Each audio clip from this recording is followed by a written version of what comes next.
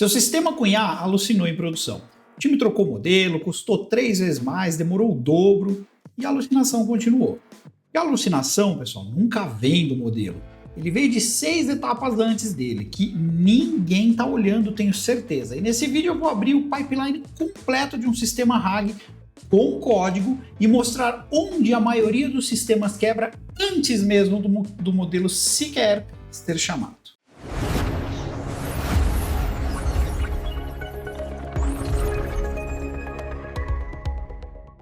Fala Einsteins, beleza? Eric Luque aqui. E eu vou te mostrar as 6 etapas que quebram antes do modelo, cada uma com código. Uma versãozinha mais raiz para você entender o que está por baixo e a versão com LangChain para você implementar um pouquinho mais rápido. E se você está levando IA para produção e não quer descobrir esses erros já com o seu sistema no ar, se inscreve aqui porque toda semana eu vou destrinchar aqui uma decisão que vai te poupar muito de errar e errar. Bom, eu vou usar um cenário concreto aqui para esse vídeo inteirinho, tá? Nós vamos falar sobre um assistente interno de produto aqui do time para o time de produto. Por exemplo, PM pergunta, qual foi a decisão sobre precificação do plano Enterprise? Aí o líder técnico vai lá e pergunta, por que nós removemos o feature flag do onboard V2, por exemplo? Ou então tem aquele novo integrante que vem e pergunta, olha, como é que funciona nosso processo de discovery? Bem, as respostas têm que estar em algum lugar. Em ADRs, em docs de discovery, pós-mortems, atas de reunião, Confluence, Notion, Google Docs, até cansa, mas pode vir de tudo quanto é canto. O problema é que esses docs, eles envelhecem rápido. Times diferentes escrevem versões conflitantes, formatos diferentes, contextos diferentes. E o assistente, claro, esse, se errar 2 vezes, o time vai parar de usar. E, assim, de verdade, não tem segunda chance. A maioria dos times olha para esse problema e pensa, preciso de um modelo melhor, esse aqui não está funcionando. Mas, gente, o modelo é a última peça. Antes dele, tem um pipeline inteiro que pode quebrar. E quase sempre esse pipeline quebra. E antes de abrir o pipeline, vamos alinhar o que é RAG de verdade. Definição simples, né? Pegar documentos, transformar em embed, recuperar trecho, jogar no prompt, legal, mas isso é totalmente incompleto. O RAG, pessoal, é um sistema de seleção de evidência, montagem de contexto e geração de resposta fundamentada em fontes. Então, a ordem que importa, na verdade, é primeiro recuperação e depois a geração, ou seja, modelo nem é tão relevante aqui. E se a recuperação falha, a geração não salva. Vamos lá, o pipeline tem 4 fases. Fase 1, como que os documentos entram e eles são preparados. Fase 2, como o sistema encontra o que é relevante para esse sistema. Como a resposta é gerada e validada é a nossa fase 3 e como você sabe se está funcionando é a nossa fase 4. Então, vamos abrir cada uma com um pedacinho de código bem rápido que você vai poder olhar, parar e olhar com calma depois, beleza? Ingestão. É a primeira coisa. Como os documentos entram no sistema. Se a ingestão é inconsistente, tudo nasce contaminado. Doc faltando, duplicata, índice desatualizado. E a pior falha é aquela mais silenciosa. A task de ingestão rodou pela última vez há 2 semanas. E sabe o que é pior? Ninguém percebeu. O time pergunta sobre uma decisão recente, o assistente não sabe e a conclusão de qualquer um é esse assistente aí é burro. Não, gente, o documento nunca chegou para ele. Vamos dar uma olhada aqui.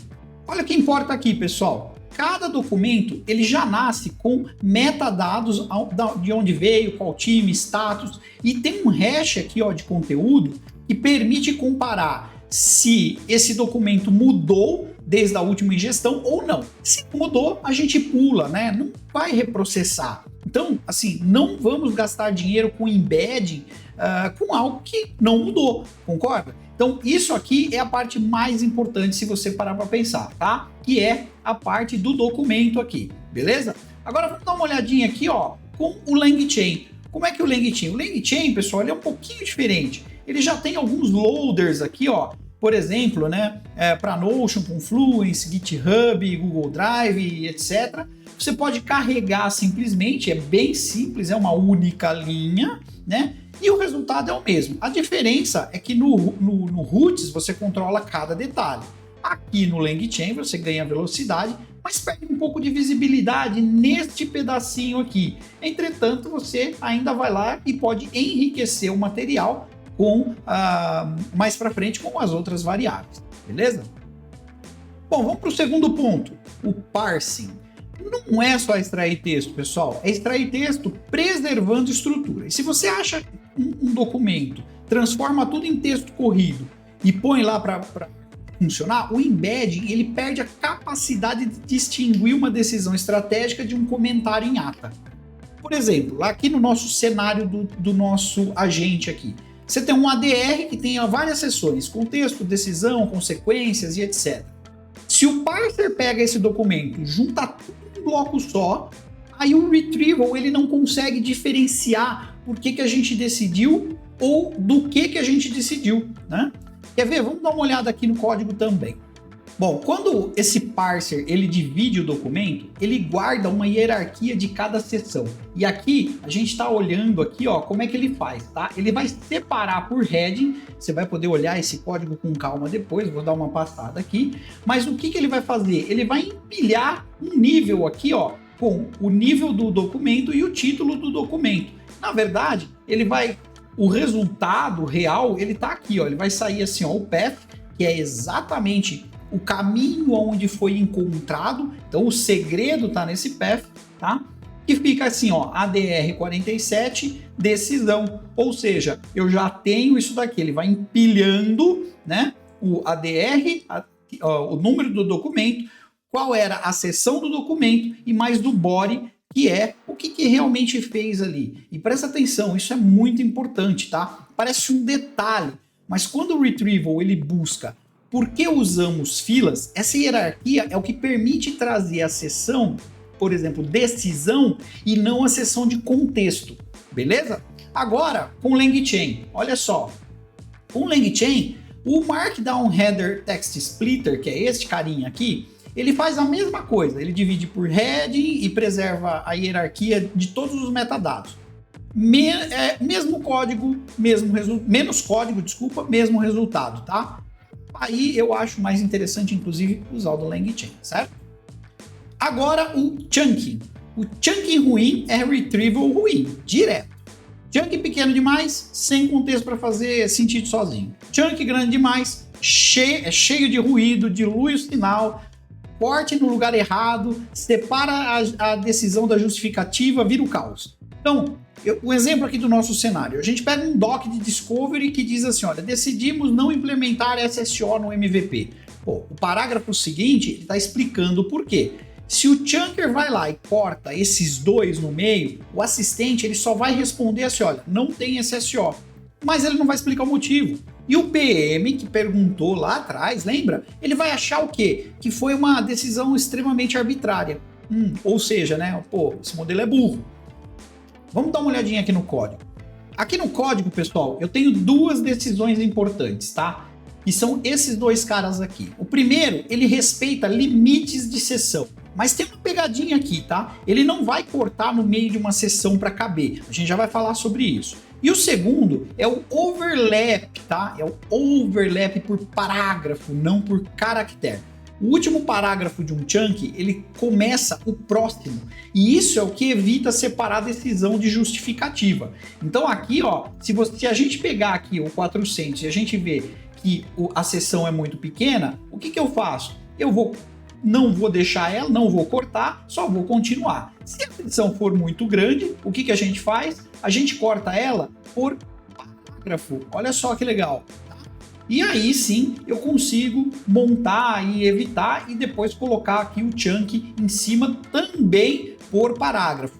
Dê uma olhadinha com calma, esses códigos vão estar para você, mas é bom que vocês entendam o porquê que ele está fazendo isso, tá? Então a gente não vai cortar. Se porventura for pequeno, a gente vai simplesmente usar ele. Se ele for muito grande, para não cortar no meio, eu vou cortar ele simplesmente por parágrafo e não com o tamanho do chunk que você quer, por exemplo. Beleza? E com o LangChain? Bom, com o LangChain é muito parecido. Recursive Character Text Splitter. Nossa, que nome grande, né? tenta cortar no separador, mas mais natural, né? Ali no primeiro parágrafo, o que ele faz aqui, ó? A gente coloca primeiro por parágrafo, segundo por linha, depois por uma frase e aí sim apenas por palavra, né? Então mas repara que ele trabalha com caracteres e não com semântica. Então, para documentos estruturados, o código root ele te dá um pouquinho mais de controle, mas fica a teu critério se você quer usar o código root ou se você quer usar aí o LangChain, beleza? E se você está acompanhando isso e está fazendo sentido, já deixa seu like, porque esse nível de detalhe técnico com código é muito raro aqui no YouTube em português. E o algoritmo ele precisa saber que tem gente que quer essa profundidade de verdade. Vamos falar então agora de indexação e busca híbrida, tá? É a nossa segunda fase. Como que o sistema encontra o que é relevante, na verdade, tá? E vamos falar do embedding, porque o embedding denso sozinho, ele não resolve tudo. Se o PM pesquisar, por exemplo, ADR47, cara, embed semântico não vai achar. Porque o ADR47 ele não tem semântica, ele é só um identificador. Por isso, o sistema de produção usa a busca híbrida. Ele sempre busca embedding denso para semântica, e aí ele vai entender o significado da frase, e o algoritmo BM25 para match por termo. Ah, essa eu tinha certeza que você não sabia, hein? Ele vai encontrar documentos que contêm aquela palavra, aquele identificadorzinho, sabe? Aquele nome de serviço, muito mais fácil. Mas olha só, esse BM25, na verdade, ele não é um match exato no sentido de filtro. O BM25 ele é estatístico. Então ele pontua pela frequência e raridade do termo no documento. Mas para termos mais específicos, né, como ADR047 ou um código de erro, ele funciona muito, mas muito melhor do que o vetor. Porque o vetor, lembrando, ele entende sempre significado. E um identificador não tem significado semântico, beleza? Dá uma olhadinha aqui no código. Tá. O algoritmo que está fazendo a mágica aqui é esse cara aqui, ó, o Reciprocal Rank Fusion, ou RRF, né? Que é o que combina os dois rankings, assim, vamos dizer assim. A ideia dele é muito simples. Ele pega a posição do documento em cada lista, calcula o inverso e soma, tá? O K60 aqui em cima, né, que a gente está colocando, na verdade, ele é o que suaviza, ele impede que um documento que é primeiro no vetor domine completamente outro que é segundo nos dois, por exemplo, tá? É bom você dar uma olhadinha nesse código que você vai entender com bastante calma, beleza? Agora aqui no LangChain, por exemplo, nós temos esse Ensemble Retriever, e ele já faz esse RRF internamente, você só precisa definir os pesos.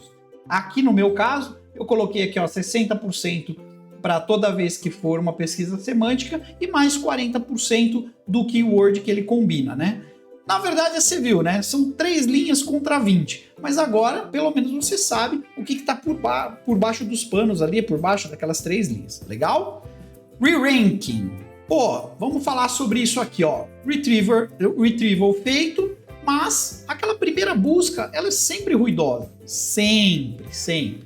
Aí os top 20 resultados, eles vão ter coisas muito boas, mas também vão ter coisa muito irrelevante ali misturado.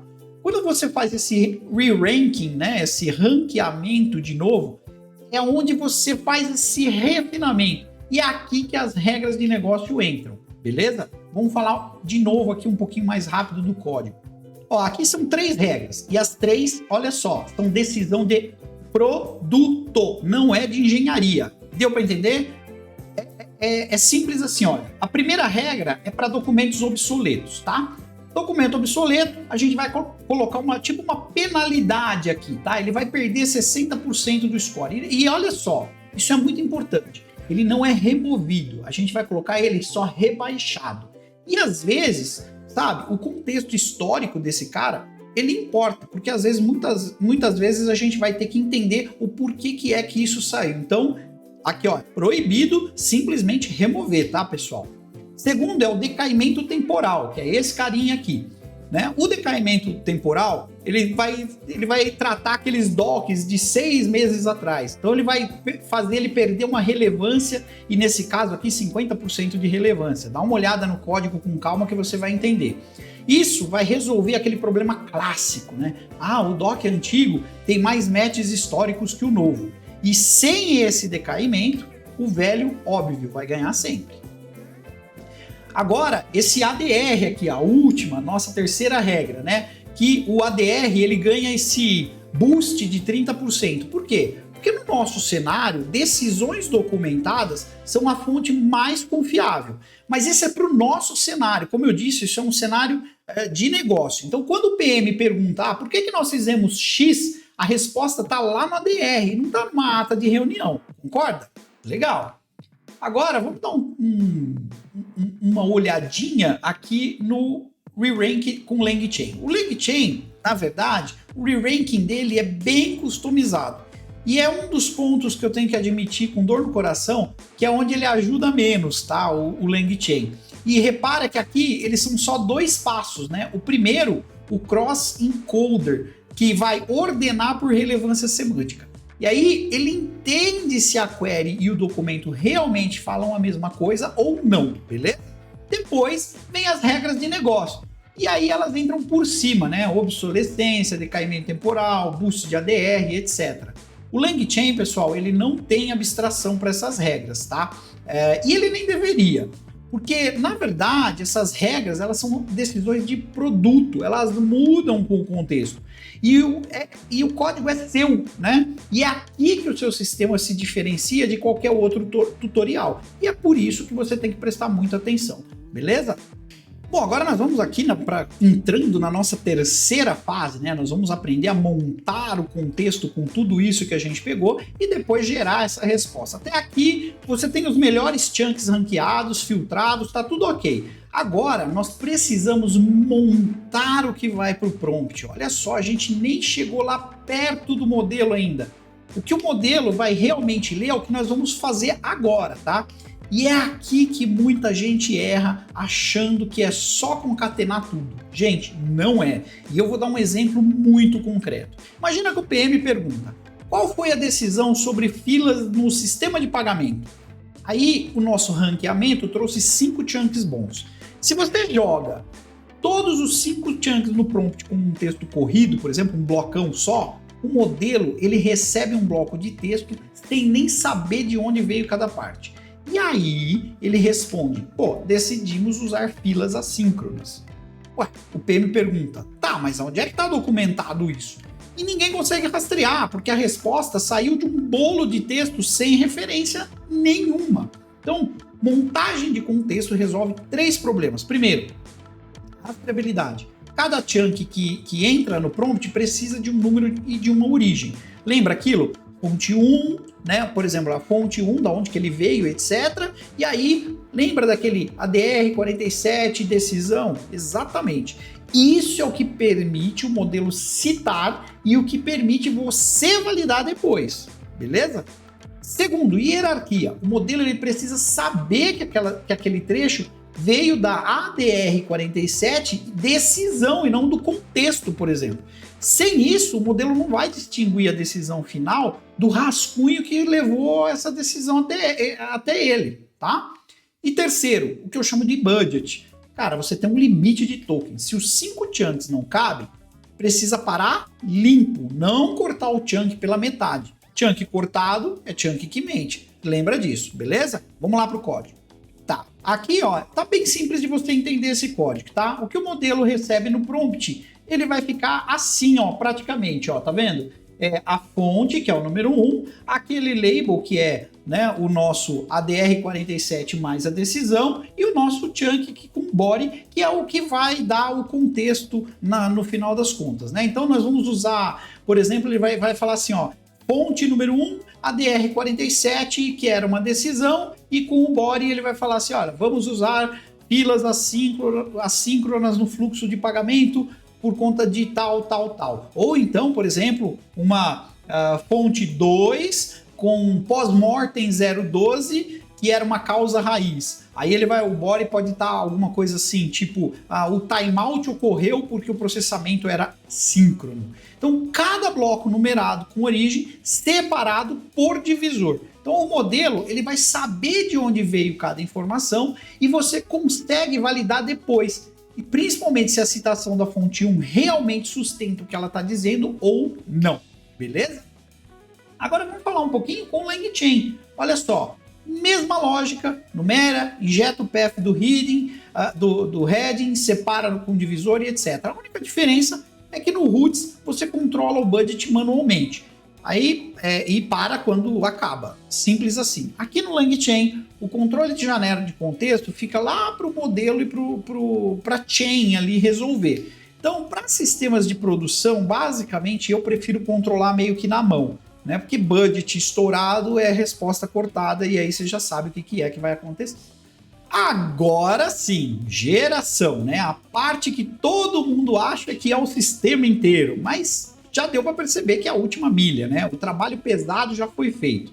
Ingestão, parsing, chunk, busca híbrida, ranqueamento, montagem de contexto, tudo isso para entregar para o modelo um contexto limpo, numerado, com origem. Agora, o modelo ele precisa de uma coisa: instruções claras. E o segredo é que o System Prompt ele precisa ser curto, pessoal. Não é um manual, é uma regra de conduta só. Quer ver? Vamos lá para o código para você ver. Aqui, ó, 4 linhas de System Prompt, 3 regras. Cite com fonte N aí para a gente rastrear. Sinalize conflito, né, aí para não misturar docs que se contradizem. E esse aqui é o meu preferido: não chute. Essa é a instrução mais importante, porque o modelo, por default, ele prefere inventar a dizer que ele não sabe. Você sabe disso. E num assistente interno de produto, uma resposta inventada pode virar uma decisão errada. E repara que aqui eu usei a OpenAI, mas a lógica é idêntica para qualquer provider, tá, pessoal? O System Prompt ele não vai mudar, o formato do contexto não muda. Isso é o ponto. O modelo ele é intercambiável, ele é secundário aqui. O pipeline todo lá de trás que não é. Quer ver com o LangChain? Olha só, com o LangChain agora está completo, né? Na verdade, o prompt template está aqui, né? O nosso templatezinho aqui, com as mesmas 3 regras de root, etc. O chain aqui, ó, ele vai conectar tudo, né? O retrieval, ele alimenta contexto, o contexto entra no prompt, prompt vai para o modelo retorna a string. E repara uma coisa, se amanhã, tá, você quiser trocar da OpenAI para o Anthropic ou para o Gemini para um modelo local, você só troca uma única linha, que é essa aqui, ó, tá? E olha que legal, o resto do pipeline continua idêntico, porque o pipeline é seu, o modelo é uma commodity.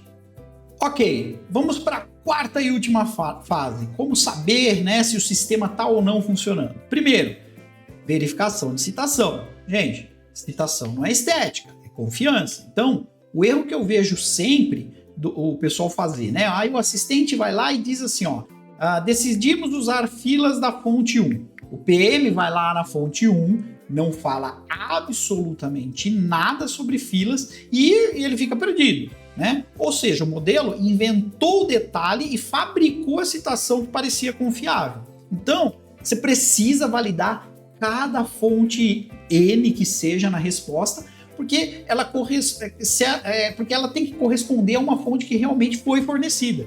Então, se o modelo citar a fonte 5, só que e você mandou a fonte 3, cara, isso é uma alucinação. Então, sempre dê uma olhada. Segundo, o freshness, né, que é... cara, documentos mudam todo o tempo, né? O processo de discovery que estava valendo em janeiro, por exemplo, o pessoal de produto pode ter substituído ele agora em março. Então, documento obsoleto que continua indexado é pior do que não ter assistente. Vai por mim. Porque o time, ele confia, ele executa o processo antigo. E aí, se o erro só aparece quando... já tiver tudo pronto, cara, já causou um baita dano. Então, você precisa desse TTL nos documentos, precisa de controle de ciclo de vida. Então, quando o processo muda, o doc antigo precisa ser marcado como obsoleto. Lembra lá atrás? Ele não é deletado, ele é só marcado como obsoleto. E em terceiro, a observabilidade, né? Sem trace, pessoal, debugging virou um belo do chute, bola de cristal, tá? Então, o que eu geralmente faço aqui? Vamos aqui para o código para você ver.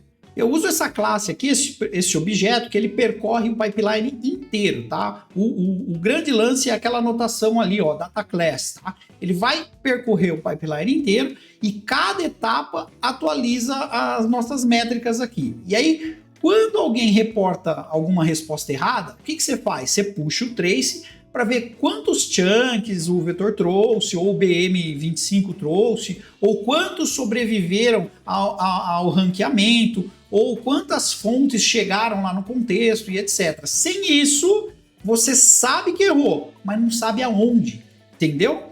Agora, você pode usar um outro cara que, na minha opinião, é muito mais eficiente, tá? Que é o Langfuse. O Langfuse, pessoal, ele é um projeto open source e eu não estou fazendo propaganda, não estou ganhando nada disso, é realmente só porque ele é meu preferido. O Langfuse, ele é um projeto open source que você pode rodar, inclusive, na sua infra. Quem vai ter problemas aí com dados, com vazamento, tem que proteger, cara, o Langfuse é fenomenal para isso. E por que isso importa? Porque os traces do seu pipeline de IA, eles contêm um monte de queries, né, de todos os seus usuários. Então, ele vai mostrar para você todos os documentos internos, as respostas geradas, os dados sensíveis. Então, com o Decorator Observe do Langfuse, cada chamado dentro da função ela é traqueada. Você vê isso no dashboard. Você vê a query, os docs recuperados, prompt montado, resposta, latência de cada etapa, custo de cada uma e o mais importante, tá? O LangChain, o Langfuse, ele funciona com qualquer coisa, né? Ele funciona com LangChain direto nos SDKs da Anthropic, da OpenAI, ou ele funciona com qualquer coisa, ele não te prende a um ecossistema. Para debug em produção, cara, ele é brutal. Bom, agora eu juntei tudo aqui num fluxo único, tá? Vou até colocar aqui para vocês, ó, lado a lado. Eu coloquei tudo aqui num fluxo único, os dois arquivos, tanto com o LangChain aqui, que está com 466 linhas, versus 830 linhas aqui, tá? Os dois fazem a mesma coisa, a diferença é que quando algo der errado, e vai dar errado, esse aqui no Roots, você sabe aonde olhar ali diretamente nos seus logs locais. Já aqui no LangChain, você vai ter que olhar aonde lá no Langfuse para te mostrar. Particularmente, eu acho muito mais vantagem olhar lá no Langfuse, tá, pessoal? E é por isso que eu sempre mostro esses dois aqui, tá?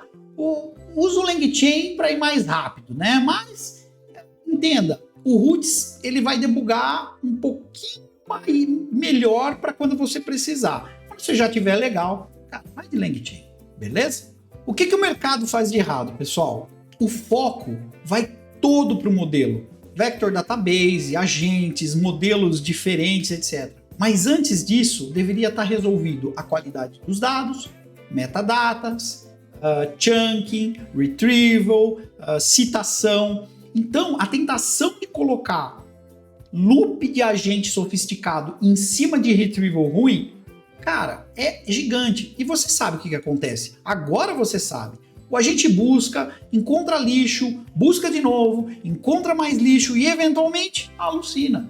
Modelo melhor em cima de evidência ruim não vira verdade, vira erro convincente. Então me conta aqui nos comentários, onde é que está a sua maior dor de cabeça? No chunking, no retrieval, ali na observabilidade? Eu leio tudo. E os próximos vídeos vão aprofundar cada uma das etapas com implementação real do Roots e do LangChain, se assim vocês quiserem. E aí, se fez sentido, se inscreve aqui no canal. Aqui a gente não fala de IA como hype. Aqui a gente fala de IA como sistema. Valeu, Einsteins, e nos vemos no próximo.